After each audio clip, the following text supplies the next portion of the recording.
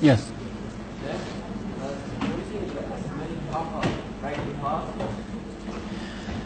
Any type of medication breaks one's fast, including the puffer for the fasting one. The puffer contains medicine in it, and that's why if you use it a few times, it will be empty.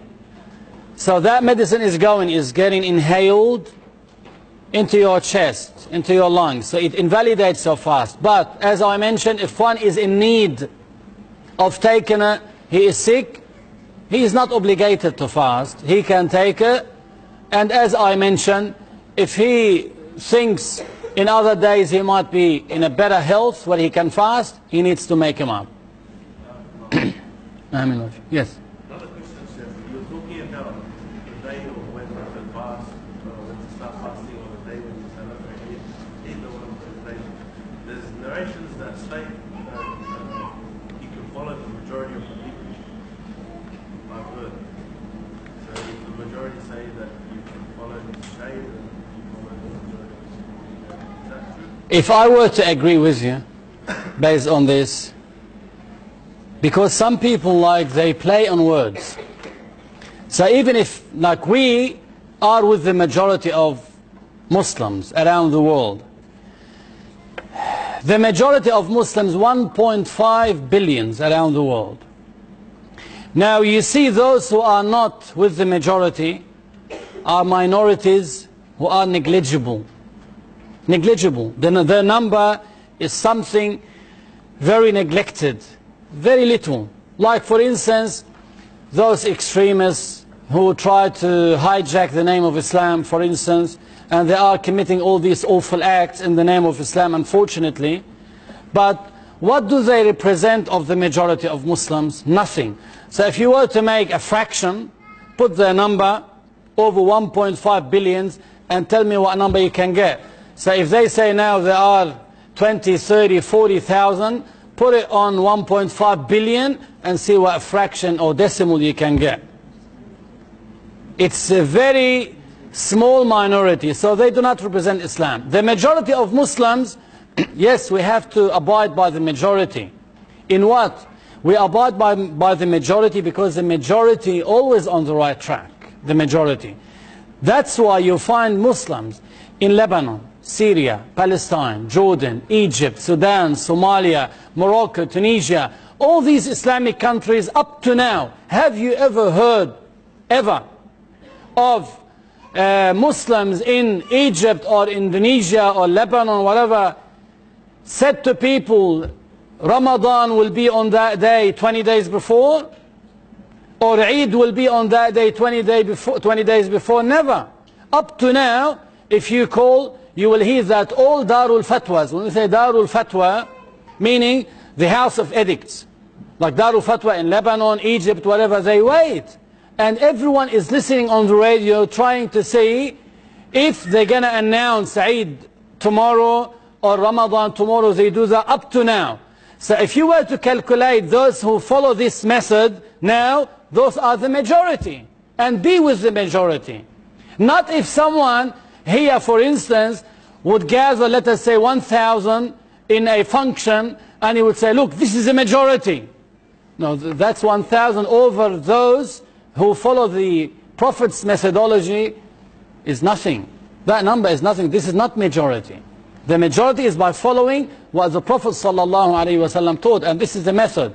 But some people like this, subhanallah, if you were to talk about the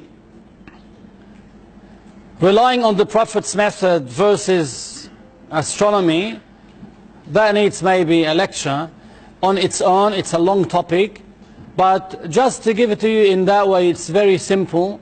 It's very simple. Even those who say these days we want to follow the calculations of the astronomers, they do that in the beginning of Ramadan and the day of Eid al-Fitr. In the day of Eid al-Adha, they leave this method and they go back to observing the moon. Because imagine, they announce Eid al-Adha, for instance, on, let us say, on a certain day, 2 weeks before, 3 weeks before, then it coincides the day of Arafah. people are on the Mount of Arafah and those people are having Eid a day before. They won't do it. But for Eid al-Fitr, unfortunately they do that. They say we follow the calculations of the astronomers. And as I mentioned, you cannot unite Muslims around the world on the statements of the astronomers that are contradicting, because they don't have the same thing. Every year, you can check on the internet, astronomers in the Arabic Peninsula, one in Saudi Arabia, one in Emirates, one here, one would say the day of Ramadan will be on that day, the other one will say on another day. How can we follow them? That will cause more division. But what can cause unity or can make help Muslims unite is by following what some scholars said, like Imam Abu Hanifa and Malik. If the crescent is seen in any region in the world, then all Muslims should follow them.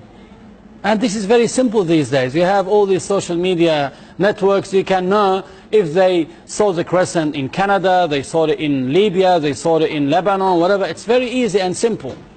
So following this method is always the safe method, the method of the Prophet ﷺ.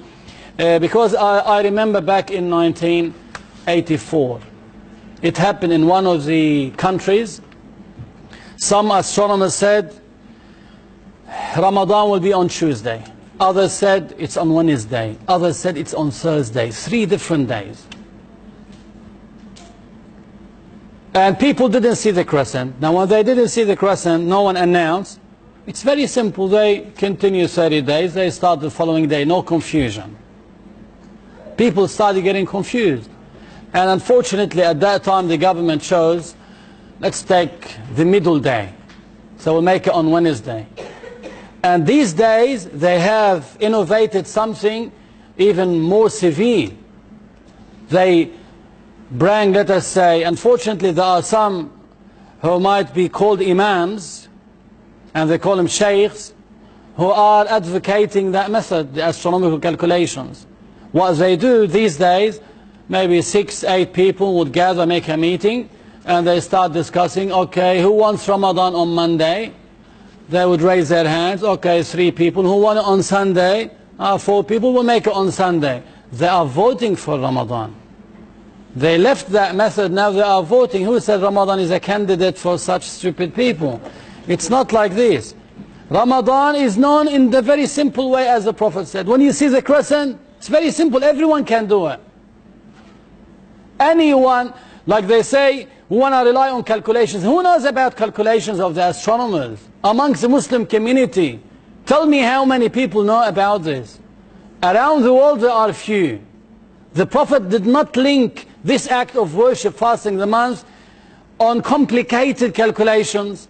Rather, he made it very simple, that even if you don't have all these technology things, for instance, you are in the Uluru, all what you can do, watch the western horizon. If you see the crescent, you fast. If you don't see it, you continue 30 days. Very simple.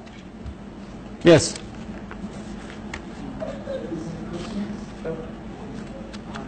How about local moon sighting? Local moon sighting. Some people follow local moon sighting. Moon sighting in Australia. No problem. No problem. Because in the time of the Prophet, it happened. There is an incident about this in particular, about Abdullah ibn Abbas, the cousin of the Prophet. That one was in Medina. They didn't see the crescent there. So they continued 30 days. Then he traveled to another region, and they told him, no, we saw the crescent. So we started one day before. So all what he needs to do in that case, he would follow that country he is in now. Maybe that would help as well to your question. So if, let us say, here we didn't see the crescent, so we continued 30 days. In another country they saw the crescent. I said, many scholars like Imam Abu Hanifa and Imam Malik said, we follow those who confirm the beginning of Ramadan in any country. So all of them will have one day of fasting, and they have same day of Eid. But according to Imam Shafi'i radiallahu anhu said, if the countries have different sunrise, different sunset, you know, the time zone is not the same, different sunrise, different sunset, so they don't follow each other. They follow their local observation. They don't follow other countries. But there is no problem to follow Shafi'i or to follow Hanafi and Maliki, no problem, because you are following the Prophet. But to follow the astronomical calculations, I'm telling you, if you can remember these names. Imam al-Nawawi, in his book Rawdat al-Talibin. Ibn Abidin al-Hanafi, in his book Radd al-Muhtar ala al-Durr al-Mukhtar. Imam al-Buhuti al-Hanbali, that's from the Hanbali school as well. All these people mentioned specifically, so from the four schools of Islamic jurisprudence, Hanafi, Shafi'i, Maliki, Hanbali, all of them stated clearly that one cannot rely on the calculations of the astronomers. That's it, full stop. So if those who lived for 14 centuries never relied on them, who is this genius person who came in the 21st century trying to show that I discovered something, that we need to rely on this and not rely on this traditional method that all the scholars before him for 14 centuries were following, and even they are still following up to now?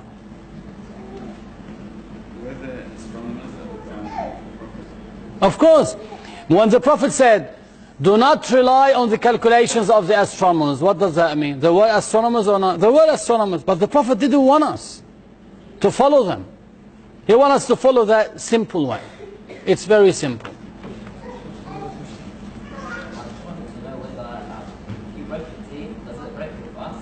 No, as long as you do not swallow any toothpaste. So if you want to brush your teeth, that's fine. But make sure you clean your mouth, rinse it thoroughly, so you don't swallow the saliva mixed with the paste.